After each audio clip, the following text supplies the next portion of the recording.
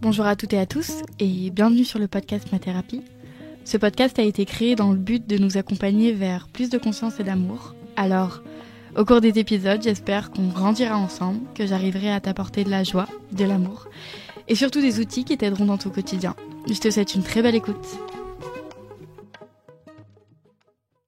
Bonjour Tiffaine. Bonjour. On a fait tout un travail technique depuis 15 minutes pour essayer d'installer, pour vous donner un contexte. Il y a la vidéo sur sur ton ordi ou l'ordinateur de ton copain, le son sur ton ordi.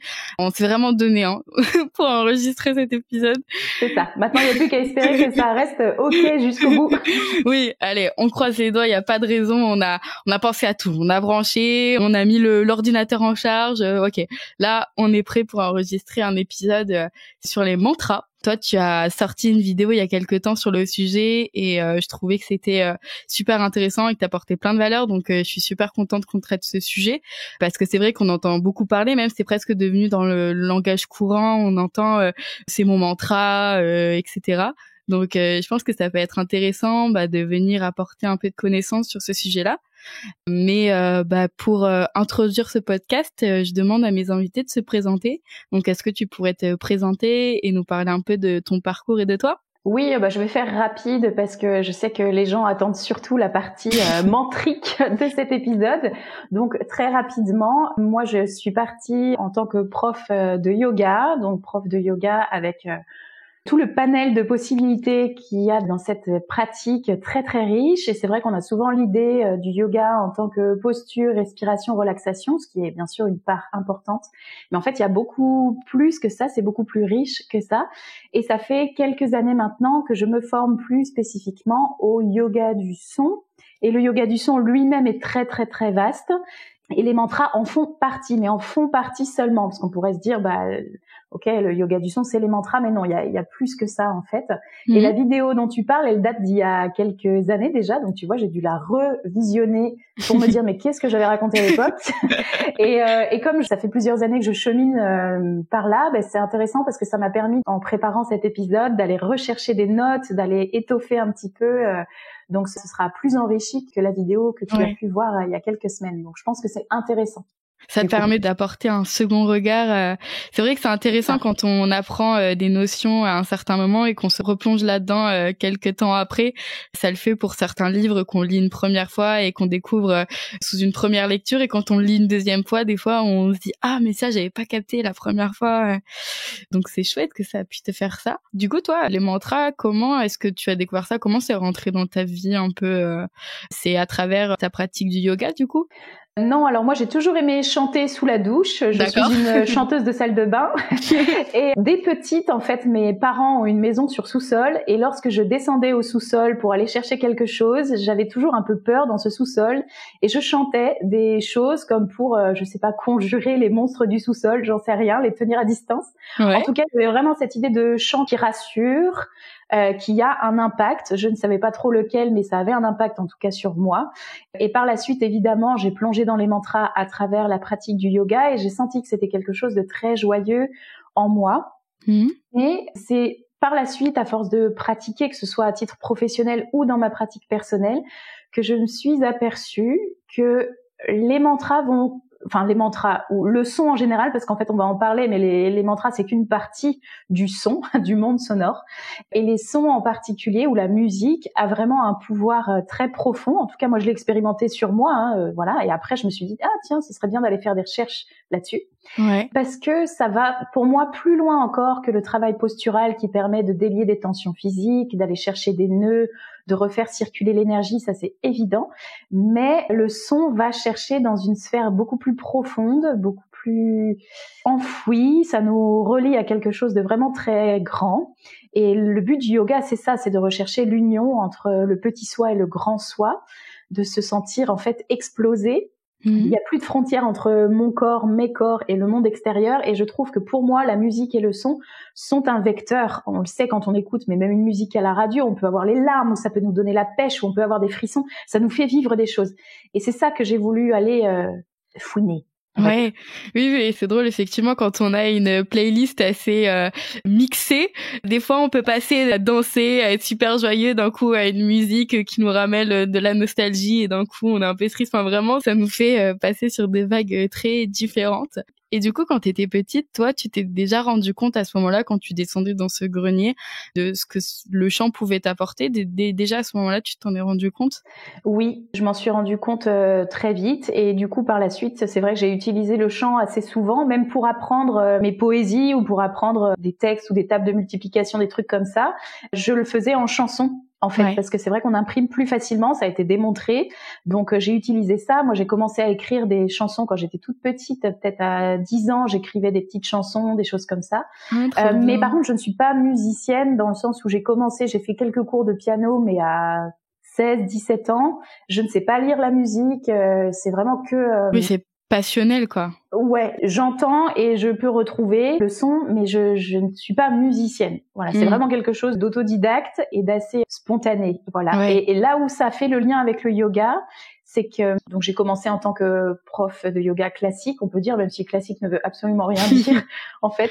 Mais je me suis rendu compte que dans l'état de Shavasana, qui arrive à la fin de la séance de yoga, c'est un temps de relaxation en fait. Les élèves que je conduisais, que je guidais, étaient particulièrement réceptifs et sensibles, soit à la voix parlée, ou la voix chantée, ou la musique, qu'elle soit une musique diffusée sur mon enceinte Bluetooth, ou de la musique live que je pouvais jouer, par exemple. Et que ça venait toucher des émotions à ce moment-là. Et j'ai trouvé ça hyper intéressant de se dire, ok, les gens arrivent dans un certain état, une séance de yoga, parfois tendue, parfois ils sortent du bureau ou ils sortent de leur vie personnelle à 100 à l'heure. Ils se posent sur le tapis.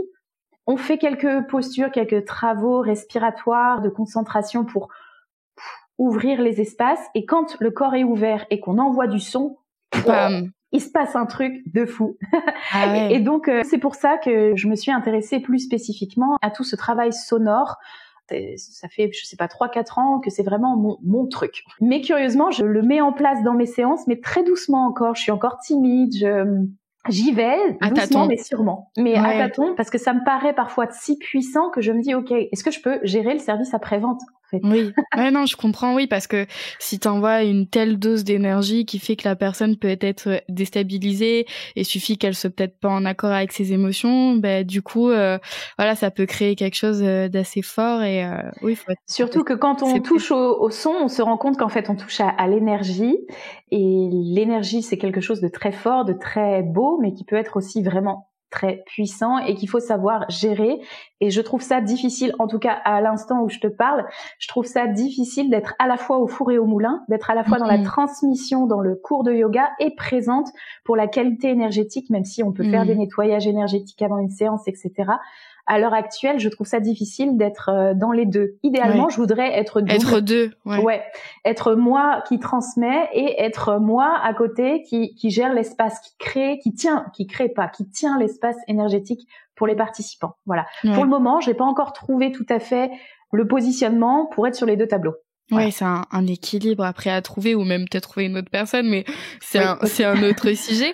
Et du coup, ça me permet de faire le point avec une question que je voulais te poser, c'est à savoir, est-ce que le fait de chanter quelque chose ou juste le fait d'écouter, ça a le même impact? Parce que quand on chante, ça vibre à l'intérieur, mais quand on entend, ça peut aussi venir vibrer. Enfin bref, c'est ma question. Ouais, c'est une très bonne question. Et je pense que les deux sont essentiels. Pourquoi? Parce que donner et recevoir sont importants. Quelqu'un qui ne fait que donner, que être dans l'émission, se vide.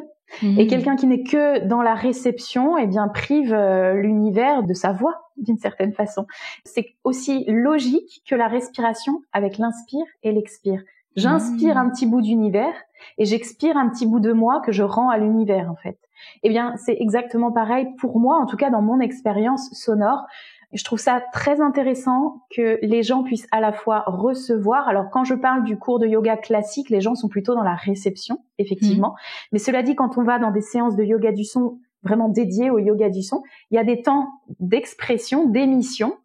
Parce qu'effectivement, c'est super important. Quand je chante, ma colonne d'air se met en route. Donc, il y a le travail du diaphragme, il y a le travail du périnée, il y a le travail des cordes vocales. Le son me parcourt littéralement. Et du coup, c'est un travail respiratoire et de détente extraordinaire. Mais il faut aussi que je sache recevoir, que je sache laisser le son entrer, l'autoriser à entrer en moi et aller pétiller dans toutes mes petites cellules, dans tous les petits recoins, et faire son travail de nettoyage si besoin, d'énergétisation si besoin, etc. en fonction. Mais je pense que aussi logiquement qu'il y a une inspire et une expire, il y a de l'émission et de la réception. Donc j'écoute et je donne. Effectivement, c'est vrai que ça paraît logique et c'est hyper intéressant. Après, je pense que c'est quand même différent. L'état est différent quand on est dans une séance de yoga ou dans un moment dédié à ça. Parce que quand on chante sous la douche, certes, on se donne, mais on n'est peut-être pas connecté vraiment avec son corps. Donc, je pense que ça doit être quand même une dimension différente quand on est connecté avec son corps et qu'on ressent les vibrations à l'intérieur de nous et à l'extérieur de nous, non? Oui, c'est sûr. En fait, le son fait partie de ces pratiques qui nous amènent vers la pleine présence, la pleine conscience. Pleine conscience, on en entend plus parler, c'est plus à la mode. Mais c'est vraiment cette idée, en fait, cette idée-là de dire quand je chante, quand je ressens le son consciemment, ça stoppe un petit peu le petit vélo qui tourne dans ma tête. C'est l'un des intérêts du mantra, hein, on va en parler, mais mantra, étymologiquement, c'est manas, ça vient de manas, qui est vraiment l'esprit, la pensée, et puis le mental, et puis tra, qui est l'idée de protéger, qui est aussi l'idée d'instrument, donc c'est comment contrôler, c'est un outil de contrôle de la pensée, en fait, pour arrêter le petit vélo dans la tête. Donc il y a vraiment cette idée d'immersion dans le mantra. Et donc là, on revient sur l'idée du mantra pur, peut-être pas même du son, mais dans la pratique des mantras classiques, telle qu'on peut la concevoir, il y a vraiment cette idée de répétition d'un mot ou d'une phrase, en tout cas d'une suite de phonèmes, et on se laisse complètement absorber, immerger. C'est une pratique méditative. Voilà. Oui. Les phonèmes, c'est les syllabes, c'est ça en gros? Oui, c'est les syllabes, tout à fait. C'est l'alliance entre la consonne et la voyelle. La consonne qui donne une impulsion, qui tape, et puis la voyelle qui permet la résonance derrière. Le t, o, t, a, ou r, o. Tu vois, ça tape et tch, ça se diffuse. D'accord. Voilà. Bah, par exemple, un des mantras les plus connus, c'est oh. Je saurais peut-être pas le faire bien, je vais pas le faire en chantant. Je vais pas vous offrir ça. C'est le Om Mani Padme Hum. Donc effectivement, on ressent vraiment ce Om Padme Hum. Oui, tout à fait. Alors le Om Mani Padme Hum, c'est un mantra tibétain. Donc il faut le savoir quand même. Peut-être qu'il y a des gens qui ne connaissent pas du tout le monde mantrique, mais en fait, on a des mantras tibétains, on a des mantras hindous, on a des mantras hébreux, on a des mantras soufis, etc. Alors on n'appelle pas ça forcément des mantras, mais c'est vraiment cette idée de phrase qu'on psalmodie d'une certaine façon. Est-ce qu'on peut dire dans la tradition catholique que Notre Père qui êtes aux cieux, etc., est-ce que c'est un mantra? Je ne sais pas, mais il y a vraiment cette idée de texte qu'on répète, qui absorbe la conscience et qui rassure aussi, parce que le tout premier mantra d'une certaine façon dans la vie d'un humain, est-ce que ce serait pas mama, maman? On répète quand même en boucle en tant qu'enfant. Enfin, moi, j'en ai 2 et je l'entends quand même beaucoup. Ce sont des sons qui rassurent parce qu'ils sont répétés, parce qu'ils sont intégrés dans le corps profondément. Ouais. Et du coup, pour rester sur cet exemple du Om Mani Padme Hum, qu'est-ce que ça veut dire? Qu'est-ce que ça signifie? Parce que les mantras ont chacun une signification. C'est vrai que pour nous, c'est pas en français, donc on se rend pas compte, mais j'imagine qu'il y a une traduction, une signification, que c'est pas des lettres au hasard, c'est pas des mots au hasard. Alors le Om, c'est selon les yogis le son premier de l'univers. Donc l'univers n'aurait pas fait Big Bang, il aurait fait Om. Ok. C'est vraiment le son premier, comme l'atome en fait, dans lequel toutes les lettres de l'alphabet sanskrit, qui est l'alphabet originel de l'Inde, seraient contenues. Donc selon les yogis, toute musique est issue du Om et se dissout dans le Om. Voilà, donc c'est vraiment quelque chose de primordial. Donc c'est l'impulsion de départ. Et ensuite, je l'ai pris en note, Mani, c'est l'idée du joyau, de la pierre précieuse. Padmé, c'est le lotus. Et puis Hum, c'est vraiment ce qu'on appelle un bija mantra, un mantra racine. Donc Hum, c'est une autre façon de dire Home, en fait. Okay. C'est la même chose. Donc je pars du Hum, Mani, donc le joyau, la pierre précieuse, le lotus, et puis Hum, à la fin, je reviens dans le Hum. Voilà. Ouais, c'est pour faire une sorte de boucle. Oui, alors il n'y a pas toujours des à la fin des mantras, mais là dans ce cas précis, il y a vraiment cette idée-là de s'appuyer sur parce que bon là on part sur un petit autre sujet, mais je trouve ça intéressant. Ouais. Le lotus, pour l'image du lotus, vous le savez sans doute, c'est une fleur qui prend racine dans la boue. Et donc on retrouve beaucoup ça en bouddhisme, cette idée de ok, on part tous avec des bagages, avec des casseroles, mais ça ne nous empêche pas de laisser fleurir un lotus en nous. Au contraire, on a besoin de boue pour que le lotus fleurisse. Ça me fait penser, je crois que c'est Nietzsche qui disait il faut du chaos en soi pour accoucher d'une étoile. Il disait un truc comme ça. Oui, c'est ça. Et pour moi, c'est la même idée, en fait. C'est vraiment cette idée de c'est ok d'avoir votre boue. Au contraire, c'est un terreau fertile. Donc, faisons en sorte de le transformer en terreau fertile pour notre lotus et de le rendre éclatant, telle une pierre précieuse. Et voilà. Ouais. Et c'est tout, en fait. Et c'est home, et la boucle est bouclée. Il y a que ça à faire. Accepter son terreau, en faire quelque chose de fertile et laisser émerger la lumière en soi, le lotus précieux, en pierre précieuse, lumineux, joyau. Voilà. Oui, c'est une belle métaphore, je trouve, qui est très puissante, parce que même si à des moments, la boue, ça ressemble à de la merde, quoi. Donc, pour utiliser des mots forts, enfin, ça veut dire que même quand c'est la merde entre guillemets, on peut quand même réussir à faire de belles choses. Et ça donne quand même de l'espoir, je trouve. Et c'est beau de le noter. Et c'est le but du yoga. Là, on revient au yoga aussi, mais pas que, pas seulement. Mais c'est le but, je pense, de la plupart des traditions spirituelles, c'est de comprendre que, quelle que soit la façon dont on vient au monde et ce qu'on peut vivre dans sa vie, il y a toujours un moment où on peut se transformer. Certains l'appelleront le salut, ou d'autres, peu importe. Mais il y a toujours un moment où on peut transformer notre vie pour le meilleur. Et voilà. Ouais. Non, c'est beau, c'est important de le souligner. Merci de le faire. Du coup, comment est-ce qu'on le récite, ce Om Mani Padme Hum? C'est vrai que moi, je le prononce en parlant, mais c'est plus en chantant, normalement, qu'on doit le faire.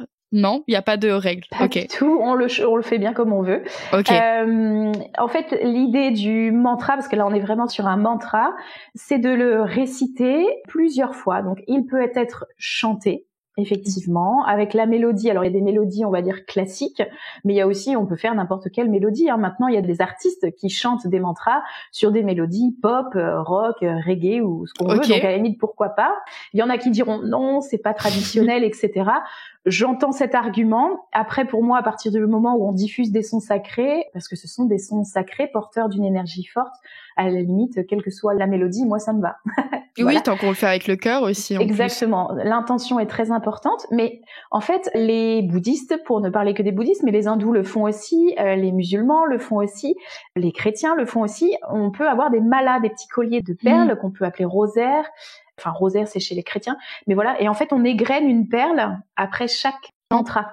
Ouais. Donc, on peut le chanter, mais les moines bouddhistes vont le réciter très très vite, genre Om Mani Padme Hum, Om Mani Padme Hum, Om Mani Padme Hum, Om Mani Padme Hum, Om Mani Padme Hum, Om Mani Padme Hum, Om Mani Padme Hum. Et en fait, l'idée, là, c'est quand je le récite, mais l'idée, c'est de le répéter tant et si bien qu'au bout d'un moment, on n'a même plus besoin de le réciter. Il se déroule tout seul dans la conscience. Ça, c'est le top niveau, je veux dire, voilà. C'est quand on a atteint le top l'illumination. Niveau, oui, peut-être, j'en sais rien, mais en tout cas, c'est de dire, je l'ai tellement répété qu'il est intégré tellement profondément en moi qu'en fait, il se joue en permanence en moi. Parce que qui dit son, dit silence aussi. Les deux vont de pair et il n'y aurait pas de son s'il n'y avait pas de silence. Et ça, par contre, je l'ai vraiment expérimenté. La qualité sonore après la récitation d'un mantra, quelle qu'elle soit, c'est palpable, quoi. Il y a un truc tangible. On n'a pas envie d'en sortir. La vibration du son, elle continue longtemps après et c'est très propice à la méditation. Donc, quand chanter un mantra, éventuellement, j'ai envie de dire tout le temps. Moi, je peux chanter un mantra n'importe quand je fais ma lessive, quand je me promène ou quoi. Mais si on veut donner un temps prédéfini, admettons, ça peut être bien en ouverture d'une méditation. Parce que vraiment, ça plonge, ça recentre. Les sons font leur petit travail à l'intérieur du corps de tuc tuc tuc, je nettoie, j'énergétise, je fais ce que j'ai à faire.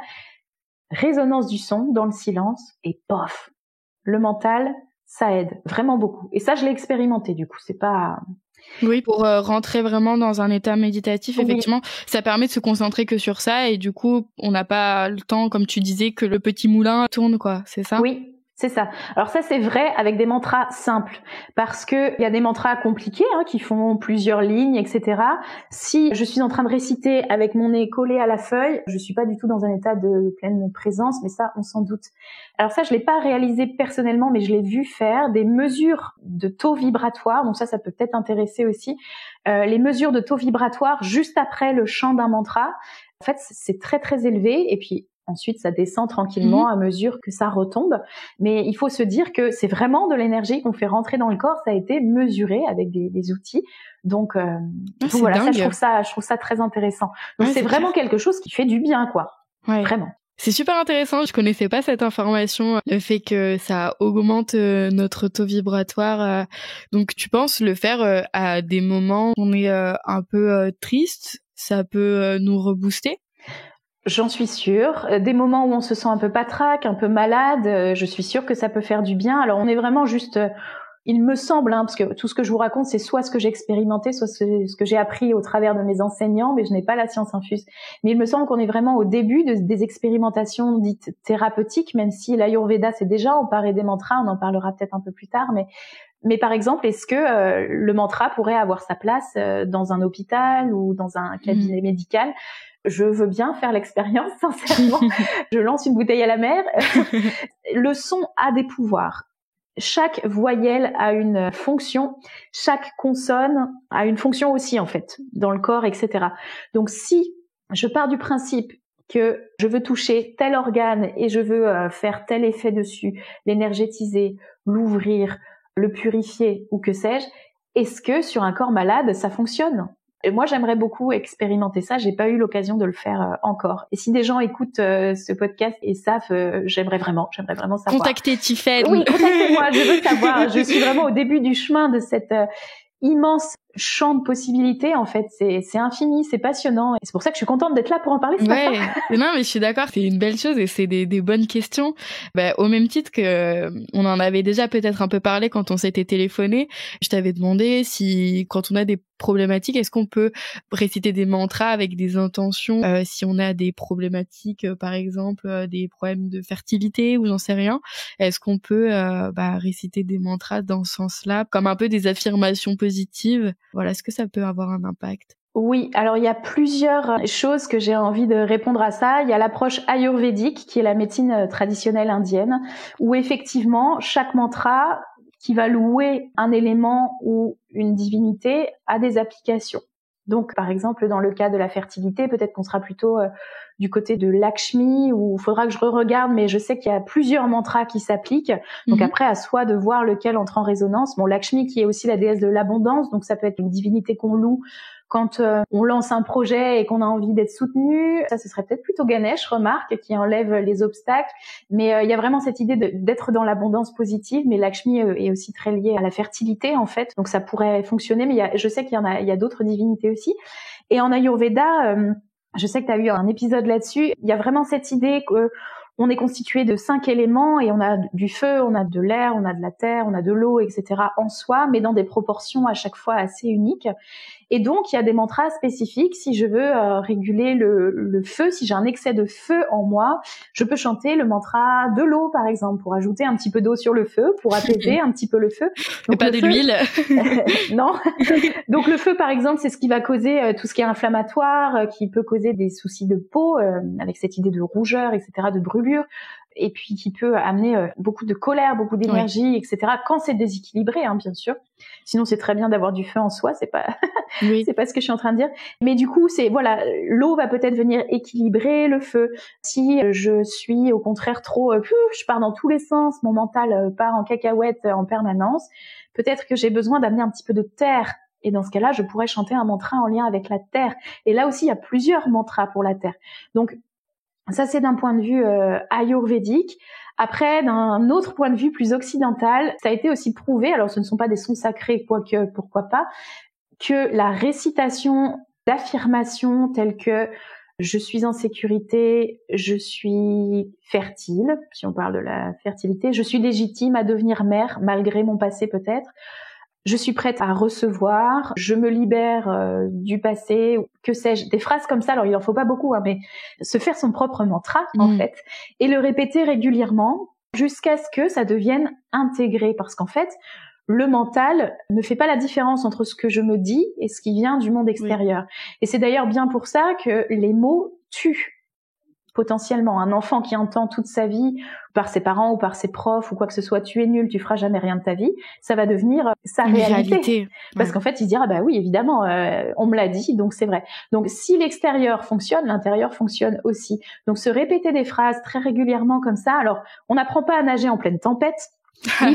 L'idéal, c'est de commencer à se le dire à heure fixe. Alors, je sais pas, tous les matins devant son miroir, tous les midis sur la pause déj, mais ça peut être 3 minutes, hein, ça n'a pas besoin d'être... Dans la voiture. Voilà, dans la voiture, le soir, etc. Et puis, dans un moment d'intensité émotionnelle où on est déclenché par une réponse traumatique ou juste une émotion très très forte, ça va revenir parce qu'on aura pris l'habitude.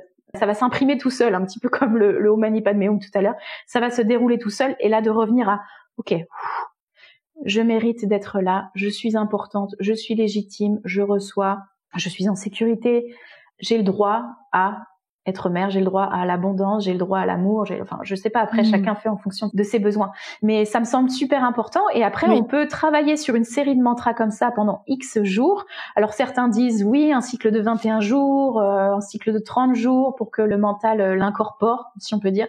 Mais moi, j'ai envie de dire, écoutez-vous, en fait. Au bout d'un moment, vous allez répéter vos mantras et vous allez vous dire, oh, moi, c'est plus ça, en fait. Oui, ça résonne plus autant. Ça résonne plus. Et ça veut dire qu'il faut retravailler sur un nouveau, une nouvelle problématique, couplet de votre chanson et notez-les-vous parce que il y a des périodes où ils peuvent revenir et moi je trouve ça hyper intéressant aussi de garder trace de ces mantras qui vous ont guidé à un moment donné parce que ça parle beaucoup de vous, de votre chemin de vie et de se rendre compte qu'on avance, on n'a pas toujours l'impression d'avancer mais malgré tout on avance et c'est gratuit, c'est facile, c'est beau donc faisons-le. Ouais, non, c'est très précieux ce que tu viens de partager parce que je trouve que c'est très vrai et c'est hyper puissant pour l'avoir expérimenté aussi. Il y a des moments où on en a besoin et ça marche en fait. Peu importe si on y croit ou pas, en vrai ça coûte rien d'essayer.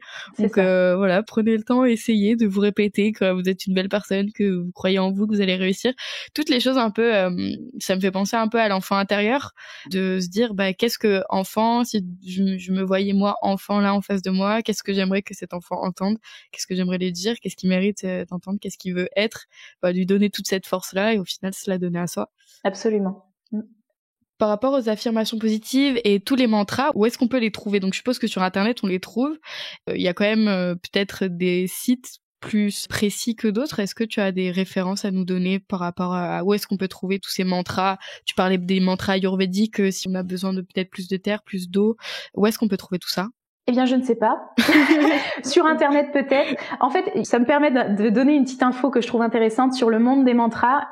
Fut un temps, les mantras n'étaient pas accessibles, en fait. Dans les histoires yogiques, on entend parler souvent d'un gars qui a marché dans l'Himalaya à la recherche d'un maître pendant 3 jours et il trouve la petite hutte ou la petite grotte du maître et il dit « Donne-moi ton mantra » et le gars lui dit « Non, t'attends sous la neige, t'attends. » Et le gars attend 1 jour et 2 jours et 3 jours et au bout de 3 jours, je parle d'une histoire précise, mais il y en a plein comme ça.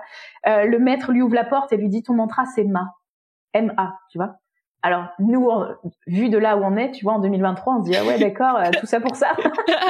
mais 30 secondes, j'aurais pu trouver. C'est ça. Mais en fait, il y avait vraiment cette idée que la transmission des mantras devait se faire de maître à disciple et qu'il fallait montrer patte blanche, en quelque sorte, pour avoir accès à la puissance de ces sons. Donc, il y a tout un tas d'histoires comme ça.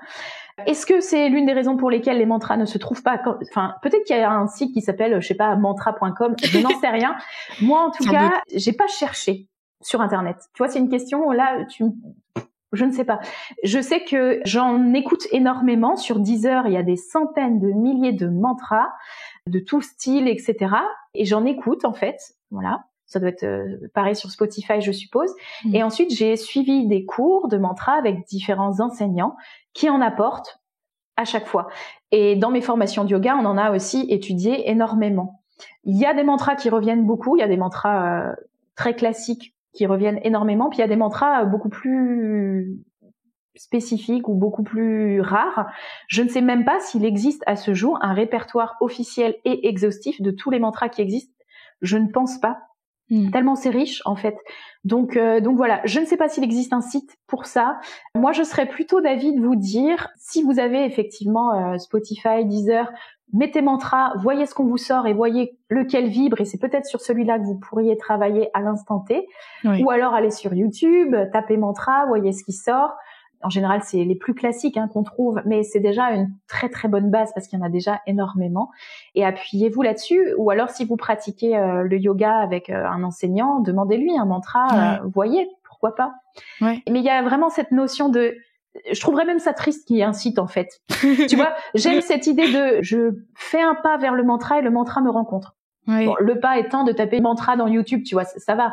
J'aime cette idée de rencontre entre et de transmission aussi, effectivement. Oui. Et même encore de nos jours, parce que je l'ai vécu, il y a des maîtres indiens qui nous soufflent un mantra personnel à l'oreille.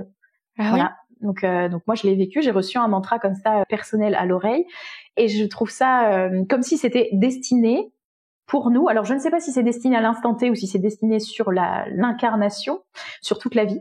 Mais voilà, en tout cas, c'est encore quelque chose, tu vois, il y a un côté sacré et secret que je trouve chouette. Donc, faites le pas, allez rencontrer votre mantra dans une plateforme d'écoute si vous avez, ou tapez mantra dans YouTube et voyez lequel vient à votre rencontre. Ok, ouais, c'est intéressant, tu vois, je m'attendais justement à ce que tu me parles d'un site internet ou quoi. Mais du coup, mais j'ai pas cherché. Oui, mais moi, c'est vrai que je suis très sacrée. Ouais. Ouais, mais c'est pour ça, c'est bien, du coup, je mettrai pas de lien. Je laisserai les personnes aller découvrir pour les plus curieuses. Tout à fait. Tu as commencé tout à l'heure à nous parler de la possibilité de se créer ses propres mantras, ses propres affirmations positives. Est-ce que tu pourrais nous en dire plus sur ça? Oui. Les affirmations positives, en parlant français, pour que ça fonctionne, il faut qu'il y ait je, et il faut que ce soit court. Ça, c'est sûr. Parce que le mental, il va pas pouvoir processer une phrase compliquée. On revient à l'état de petite enfance, en fait. Tu parlais de l'enfant intérieur, il y a un peu ça. Un enfant ne va pas comprendre, ne cours pas, c'est dangereux. Il va comprendre, marche doucement. Oui. Voilà. Donc, il faut vraiment rassembler, simplifier. Donc, je donnais l'exemple tout à l'heure, je suis ici. Je suis maintenant. Je suis en sécurité. Je suis importante. J'ai droit à l'amour. J'ai droit au respect. Des phrases comme ça, très simples. Et puis, n'en faites pas, encore une fois, toute une chanson. Faites vraiment, 3, 4 que vous répétez en boucle. Et puis voilà. Mais vraiment simple, avec je, et très simple. Et au présent aussi, il me semble. Et au présent, oui, merci. Oui. Au présent, absolument. Ok, ouais, c'est d'un coup, tu vois, la phrase qui m'est venue quand t'as dit, juste 3, 4 phrases qu'on fait que de se répéter, j'ai dit, que ça devienne votre mantra. Et c'est ça, en vrai, c'est vraiment cette idée-là de mantra, de quelque chose qu'on répète à en devenir presque notre identité, j'ai l'impression. C'est ça. Alors, l'identité à l'instant T, parce qu'en fait, vous allez voir que ça évolue malgré tout. Mais ça, d'ailleurs, c'est un truc qui me fait rire avec les mantras, c'est que j'ai rencontré pas mal de gens qui adoraient chanter les mantras, des mantras en sanskrit, donc la langue ancienne de l'Inde, ou en tibétain, par exemple. J'en ai rencontré énormément, mais qui disaient, je suis très gênée avec les chants. Alors, je prends les exemples judéo-chrétiens, parce que c'est la majorité de ce que je peux avoir dans mon entourage, on va dire, mais qui disaient, oh là là, les chants catho, par contre, laisse tomber, quoi, glorieux, sur son trône de lumière. Enfin voilà, il y a des mots qui peuvent faire peur dans les chants catholiques. Mais en fait, je leur dis, mais tu sais que ce que tu chantes, c'est exactement la même chose, sauf que tu le chantes pas pour la Vierge, pour Jésus, ou voilà, tu chantes pour un Dieu avec une tête d'éléphant, tu chantes pour un Dieu qui a un corps de singe. Enfin, tu chantes juste la même chose, mais dans une autre langue. Donc du coup, t'as plus de distance. Ouais. Parce que effectivement, c'est vrai qu'on peut retrouver des mots qui font peur. Je sais pas, miséricorde. Gloire, il y a beaucoup de trucs gloire, mais en fait, quand tu traduis le sanskrit, tu te dis, ah ouais, je chante ça, en fait. Donc, ça veut dire la même chose, c'est ce que tu dis? Souvent, ça veut dire la même chose, c'est la même idée. Alors après, il y a des mantras qui sont peut-être un peu plus, parce que bien sûr, comme je disais, il y a une infinité de mantras. Il y a des mantras qui sont plus, genre, je loue la terre, la force de la terre, puisse-t-elle me soutenir, puisse-t-elle porter mes pas. Ça, c'est peut-être un peu plus doux, presque un peu plus chamanique, en fait, parce que de plus en plus maintenant, on a aussi tout ce qui est les chants de guérison qui viennent des cultures chamaniques, donc qui pour moi aussi sont des mantras. Alors les puristes diront non, mais voilà, pour moi ça fait partie de cette même idée, des chants de guérison qui font moins peur en fait, parce que ça paraît plus doux, mais finalement dans des mantras hindous, on loue la divinité beaucoup, parce qu'en fait il est dit dans cette culture-là, en tout cas, que invoquer une divinité, c'est la faire venir auprès de soi. Donc plus je répète son nom, plus je fais venir ses qualités auprès de moi. Donc on parlait de Lakshmi tout à l'heure, je fais venir ses qualités d'abondance, de fertilité, de beauté, etc. Et en même temps, je la convoque auprès de moi comme si je l'invitais à rentrer dans mon cercle, à me prendre la main, à me guider. Donc c'est quand même hyper puissant en fait. Et pour moi, c'est un peu la même chose lorsque je fais une prière. Et c'est pour ça qu'il y a vraiment un lien aussi entre mantra et prière. Quand je chante une prière, j'invoque un dieu ou enfin voilà. Peut-être que tout le monde a le même en fait, mais je lui donne un nom en tout cas et je le fais venir auprès de moi. Donc est-ce qu'on pourrait comparer le mantra et la prière? C'est quand même deux choses différentes, mais il y a des similitudes, c'est ça? Ouais, il y a des similitudes. Pour moi, c'est même la même chose en fait. C'est la même chose et c'est... Je vais essayer de dire ça bien. Je regrette, je crois que certains chantent des mantras comme ils chanteraient du Bob Marley.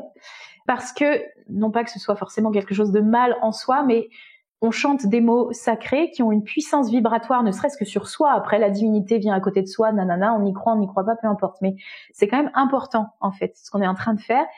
Et le faire par-dessus la jambe, en ayant un peu, je sais pas, picolé ou quoi que ce soit, en tout cas en n'étant pas conscient de ce qu'on fait, je trouve ça dommage.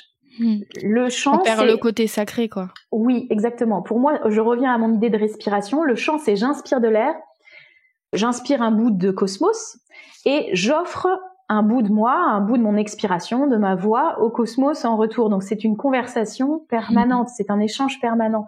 Et en plus, j'y rajoute des sons sacrés avec du sens parce que je loue mon Dieu, que ce soit Allah ou Jésus ou voilà, peu importe, ou Ganesh. C'est vraiment un truc... Enfin, je veux dire, c'est fort, quoi. Ouais. Et donc, bien sûr, ça peut être fait de façon joyeuse, autour d'un feu de camp, avec une guitare. Enfin, j'ai aucun problème avec ça. C'est juste trop cool. En plus, c'est vraiment bien. Mais ne pas perdre de vue que c'est un échange entre soi et le cosmos, entre soi avec Dieu, entre soi et la source, l'énergie. Enfin, vous mettez le mot que vous voulez, hein, derrière ça. Mais quelque chose de grand, quoi. Mais c'est quelque chose de grand. Ouais. Et d'ailleurs, maintenant, je trouve ça vraiment hyper pénible quand j'allume la radio et que j'entends des chansons, voilà, de variété, où je trouve que les textes sont...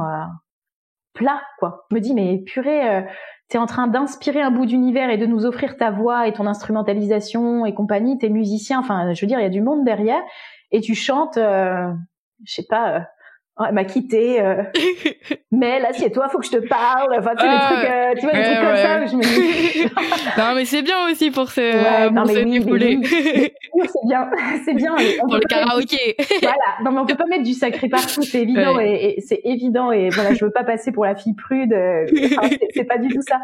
Mais malgré tout, partons du principe, et ça me semble important comme rappel, que nous sommes traversés par l'énergie en permanence, que nous sommes des instruments du cosmos, du divin, de ce qu'on veut, qu'on fait ce qu'on veut de cet instrument, mais qu'on peut en faire quelque chose de merveilleux par l'action, par le verbe, donc par la parole, par la musique, par la pensée. On peut en faire quelque chose de merveilleux.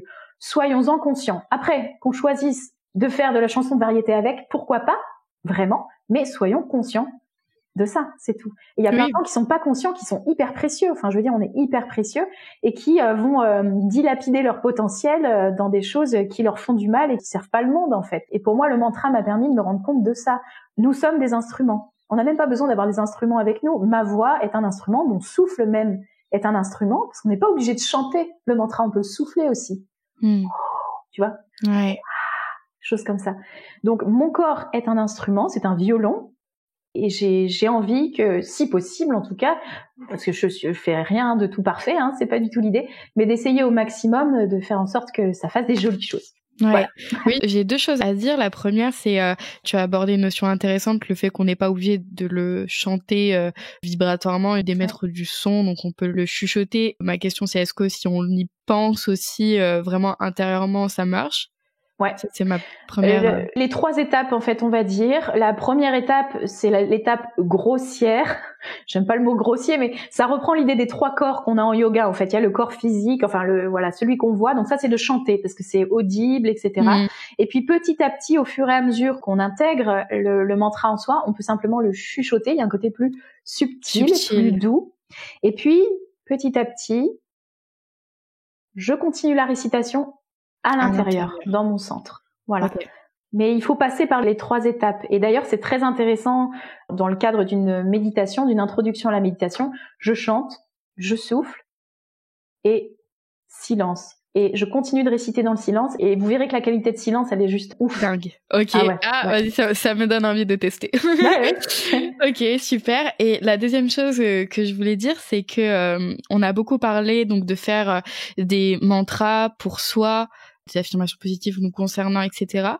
Je pense que c'est important aussi de souligner qu'on peut faire que ce soit pour la terre. Est-ce que ça marche si on fait pour d'autres personnes, par exemple un proche qui a des soucis de santé ou j'en sais rien? Est-ce qu'on peut prier pour lui? Est-ce que ça a un impact? Ou prier pour la terre, pour la forêt, pour les arbres, pour les animaux. Voilà, il y a des mantras qui existent dans ce sens-là. Alors, des mantras pour la terre, pour la forêt, pour les animaux, c'est une évidence. Il y a énormément de mantras et donc là, je reviens avec l'idée du chamanisme aussi, qui a beaucoup de chants sacrés pour la terre, etc. Mais pas que, on en retrouve aussi dans plein d'autres traditions. Donc évidemment, offrir son souffle, offrir sa voix, offrir son intention et sa présence pour soutenir la terre et le champ vibratoire de la terre, mais quelle beauté! Se lier aux oiseaux, se lier au bruissement des feuilles, au bruit des vagues, et quelle beauté, quel moment de symbiose et d'union, c'est évidemment dingue. Donc oui, offrir un mantra pour une autre personne, là on se rapproche des problématiques de l'énergétique un petit peu, ou est-ce que la personne est consentante ou pas? Je ne sais pas, ce sont des questions ouvertes.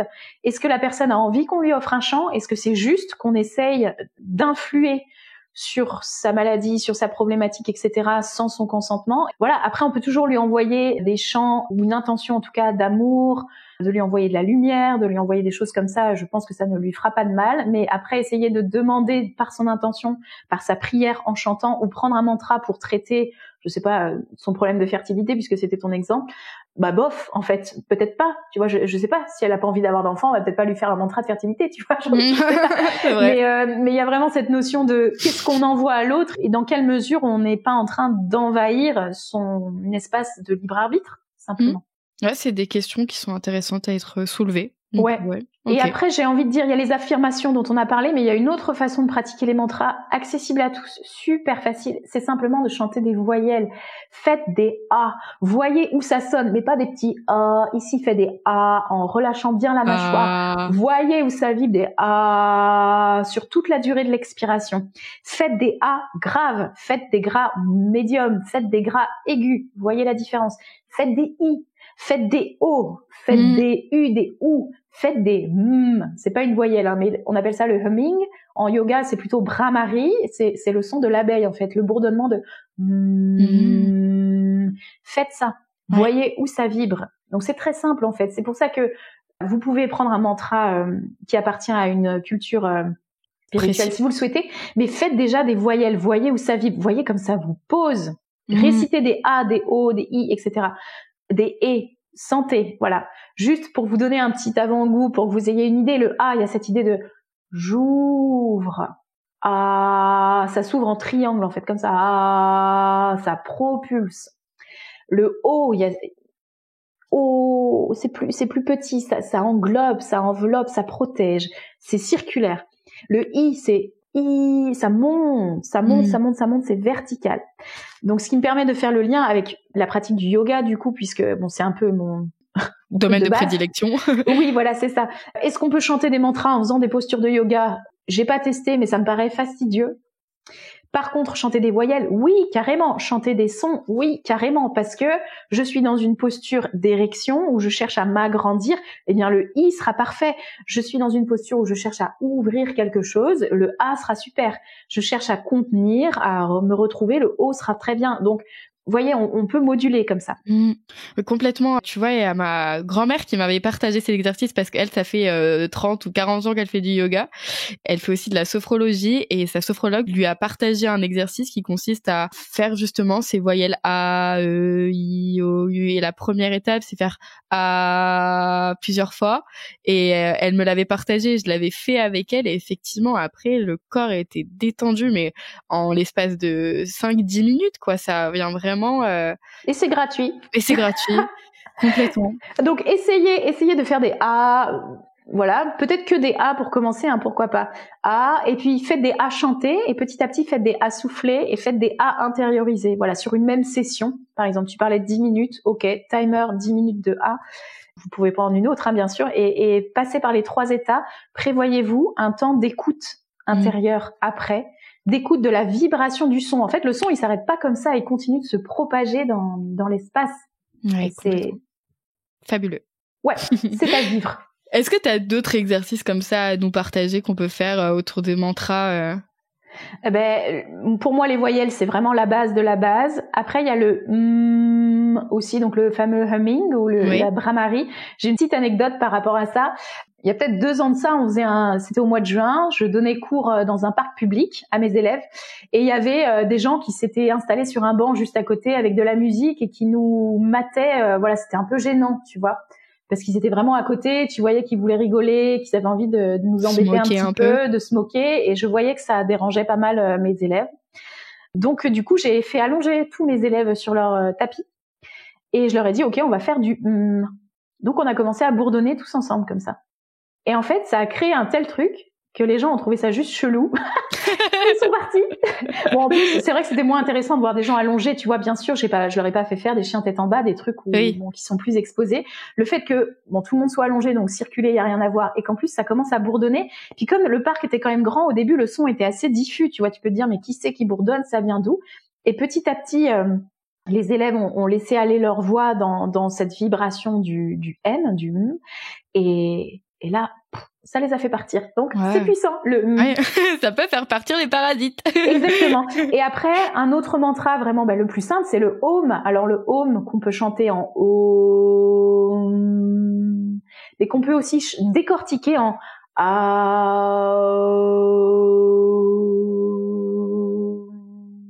Voilà.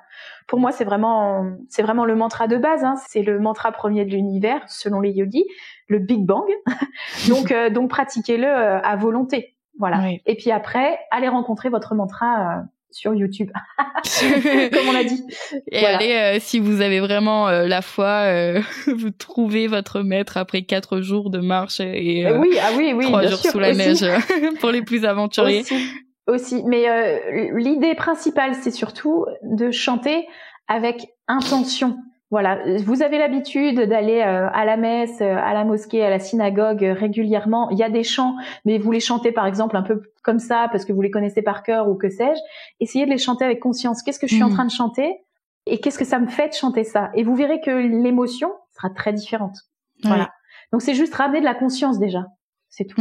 Oui, complètement. Et on le voit, il y a certaines personnes qui vivent la musique, qui sont musique, qui deviennent musique. Mais il faut être musique, il faut se laisser traverser. Hein. Le violon, il est traversé par le son. Donc c'est vraiment cette idée-là de se laisser traverser par la musique, par sa pulsation, par ses vibrations, et ça vient vibrer mais dans toutes les cellules du corps, quoi. C'est incroyable, et ça vient guérir, je trouve. Alors des mots physiques, faut voir, c'est justement mon prochain champ de recherche, mais des émotions en tout cas c'est sûr, et aller connecter des émotions profondes, des choses enfouies, des choses qu'on ne connaissait pas, s'autoriser à ouvrir des espaces en soi pour exprimer tout ça. Oui, ça a des effets incroyables. Donc à faire sans modération, et en plus ça coûte rien. Et c'est gratuit. Oui, mais c'est important. Ouais, non mais complètement. Puis c'est passionnant, et tu vois, ça donne vraiment envie de tester là sur l'instant, de se prendre 5 minutes et de faire ces exercices. Enfin, faites. Allez, dès qu'on a fini, on fait des petits. Dès qu'on a fini le podcast. Est-ce que t'aimerais rajouter quelque chose pour dire quelque chose aux gens qui nous écoutent? Oui, je voudrais dire que personne ne chante faux. Parce qu'en fait, c'est souvent le truc qu'on entend. Non, mais moi, je chante faux, je ne chante pas bien. Il arrive souvent qu'en cours, j'ai des élèves qui fassent un petit tu vois, comme ça. Et en fait, ça marche pas. Il faut y aller, il faut oser prendre sa place. Votre voix, elle est unique, elle est spéciale. C'est vous qui offrez quelque chose de vous à l'univers et au monde et à nous tous, en fait. Et si vous exprimez pas ce que vous avez à nous dire, mais en fait, vous nous privez de quelque chose, tu vois. Quelque chose manque au monde. Et je pense que personne ne chante faux. Moi, j'ai un amoureux qui chante faux pour le monde. Et j'adore l'entendre chanter, et je l'encourage parce qu'il le fait avec cœur. Et pour lui, il est dans son harmonie, en fait. Il est dans son harmonie, et c'est très bien. Alors peut-être qu'il fera pas The Voice, mais peu importe, parce que il chante et c'est ce qui compte. Et en fait, arrêtez de penser que votre voix n'est pas belle, que votre voix n'est pas importante, qu'il faut pas prendre de place, qu'il faut pas faire de bruit. J'en peux plus qu'on dise aux enfants, chut, moins de bruit. Alors je sais qu'il y a des espaces, évidemment, il faut pas faire de bruit, mais moi j'ai 2 petits, et c'est vrai que par exemple, quand ils ont envie de crier, on va dehors. ou alors je mets l'aspirateur ou je mets de la musique à fond et il faut chanter aussi fort que l'aspirateur ou que la musique à fond. Il faut créer des espaces où on a le droit d'extérioriser et on a le droit de laisser entendre notre voix et oser le faire. Et faites-le des grands ah, allez-y quoi. Mais même si vous avez envie de crier en fait, si le ah se transforme en ah, mais faites-le parce que on contient tous les sons en nous et c'est tellement dommage, tellement dommage. Donc c'est se libérer. Voilà. Ouais, libérez-vous. Libérez-vous et vous verrez que peut-être que des larmes vont venir, peut-être qu'un rire va venir, peut-être qu'un cri va venir, je sais pas. Moi, quand j'ai commencé vraiment à chanter, je me suis dit mais je vais me mettre à pleurer tellement c'était une autorisation intérieure énorme, une ouverture intérieure énorme et jamais personne n'est autorisé à vous dire c'est moche ce que tu fais, tu chantes mal, mais par quel critères, enfin je veux dire de quel droit en fait. Et ce que vous avez à dire, votre vérité, elle est magnifique et il faut vous autoriser. Donc faites-moi des beaux ah en ouvrant grand la bouche, en laissant tomber la mâchoire, même en ayant l'air con, on s'en fout. et sortez-le le son. Ouais. Sortez-le, allez au fond de la forêt, allez dans votre voiture, allez bien sûr dans un coin préservé. Au début, on fait pas ça au centre-ville. Ouais, c'est ça. Mais laissez-la sortir. Ouais. Autorisez-vous à vous entendre, en fait, à vous découvrir. Et vous verrez que ce qui sortira sera très beau, j'en suis sûre. Ouais, c'est super puissant. Franchement, c'est hyper puissant. Rien que de le dire, tu vois, là, je sens l'émotion. Je me dis, mais moi aussi, ça vibre. J'espère qu'en écoutant ce podcast, les gens vont dire, mais oui, j'ai le droit de dire quelque chose et ça m'émeut beaucoup. Ouais, moi aussi, ça vibre fort. Donc, je suis très touchée qu'on puisse offrir ça aux personnes qui ont eu le courage d'aller jusqu'au bout de notre discussion. Ouais, oui. C'est leur cadeau. Est-ce que, pour clôturer ce super épisode, est-ce que tu voudrais nous partager des ressources, un livre, un documentaire autour du mantra? Tu nous as partagé du coup d'aller faire nos recherches sur Spotify, Deezer et écouter tout ça. Est-ce que tu as d'autres choses comme ça à nous partager? Il y a des livres qui ont été écrits sur les mantras, sur les sons, etc. Mais je vais peut-être décevoir les plus scolaires. Moi, j'ai surtout appris en pratiquant, en fait. Ouais. Et je pense que vous aurez des quantités de savoir intéressantes. Il y en a déjà beaucoup contenu dans cet épisode, mais expérimenter, ça ne vaut rien, sinon, en fait. Donc, désolée. Voilà. Non, mais la ressource, c'est la playlist. Ouais, la ressource, c'est la playlist, c'est l'expérience, c'est laissez-vous écouter, autorisez-vous à écouter du son, ça va être assez facile, mais autorisez-vous aussi à en émettre, ça, ce sera peut-être plus difficile, et partez de ça. Travaillez à partir de ça. Bien sûr, des gens vous diront, ben moi je vous l'ai dit, là le A ça ouvre, ok, vous le savez, c'est très bien, mais expérimentez-le, sinon ça n'a aucun intérêt en fait. Ouais. Pratiquez. Je suis désolée, il y a des bouquins, je le sais, mais vous voyez, moi je les ai achetés, je les ai même pas lus. Ouais. En fait, je les ai achetés, ils sont dans ma bibliothèque parce que je trouvais ça cool, mais je me suis dit non, il faut que ça passe par le corps, par l'expérimentation. Ouais. J'aurais deux questions pour clôturer l'épisode. Quel son marcherait mieux pour fermer? Est-ce qu'on pourrait faire un son toutes les deux un peu pour fermer cet épisode? Ce serait le son home. On aurait pu ouvrir avec un son home et fermer avec un son home. Les cours de yoga peuvent commencer par un son home, commencent régulièrement par un son home et ils se terminent par un son home. Donc ce serait le home, l'alpha et l'oméga. On retourne quoi. Okay, à la base. Donc allons-y. Je te pose ma dernière question. Je te pose ma dernière. Alors on y va, on fait l'homme. Non oui, j'ai une dernière question que j'utilise pour clôturer l'épisode et après on pourra faire un home, on offrira un home au monde. C'est pour toi, c'est quoi une terre happy? Une terre happy. Bah du coup, je crois que je vais citer Thich Nhat Hanh, qui est un maître bouddhiste, et ça me fait penser à ça. Il dit un être humain qui revient à sa respiration. C'est comme un point d'acupuncture pour la guérison de la terre. Et pour moi, il y a cette idée-là que quand je prends soin de moi par une thérapie ou par autre chose, par le chant de mantra, en fait, je guéris la terre parce qu'on est connecté. Et quand je vois toutes les problématiques environnementales, je suis absolument révoltée. Mais en même temps, on a tellement peu d'amour pour nous-mêmes, tellement peu de soins pour nous-mêmes que ça m'étonne pas qu'on traite la terre de la même façon. Donc, pour moi, la thérapie, c'est prendre soin de soi, se connaître, apprendre à s'aimer, mais au moins se connaître, on va dire. Allez, c'est déjà un bon départ. Se respecter soi. Quand je dis je suis importante, je me respecte. Enfin, c'est déjà je me respecte. Je légitime, etc. C'est déjà le pour soi, en fait. Et pour moi, ça donnera une terre happy, c'est obligé, puisqu'on est ensemble, quoi, dans ce bateau. Bah ouais, carrément. Merci beaucoup, Tiffaine, c'était passionnant.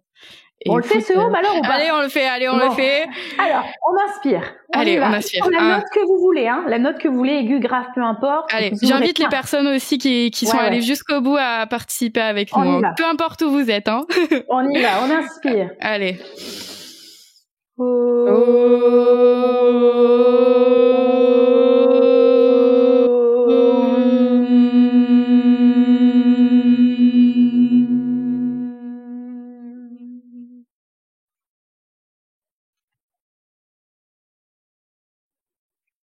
Merci beaucoup. Avec plaisir. Au plaisir, Tiffaine. Salut Lily Rose, merci. Au revoir, merci. Merci beaucoup d'avoir écouté ce podcast. J'espère que tu as passé un bon moment à nos côtés. Si c'est le cas, n'hésite pas à le partager autour de toi et laisser 5 étoiles sur Apple Podcast. Ça nous aide beaucoup. Enfin, ça m'aide, moi. Je te dis à très vite pour continuer notre thérapie.